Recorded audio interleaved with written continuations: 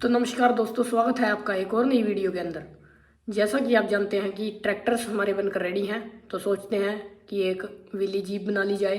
और ये है विली जीप मेकिंग पार्ट 1। इसमें हम बनाएंगे टायर्स बनाने के लिए हम यूज़ करेंगे डोम्स के रेडीमेड टायर्स।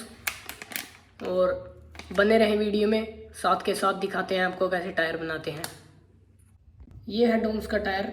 ये टायर दोनों साइड से सेम था। हमने इस साइड से ये वाला पार्ट कट कर दिया है और रिम सेम रहेगा। बीच का जो पार्ट है वो हम अपने हिसाब से डिज़ाइन करेंगे ताकि रियल व्हीली का रिम होता है वैसा बनाने की कोशिश करेंगे। दूसरे टायर का भी हमने ये पार्ट कट कर लिया है इस कटर के साथ, और अब ग्राइंडर के साथ इसको राउंड की शेप देंगे जैसे कि इस टायर को दी हुई है।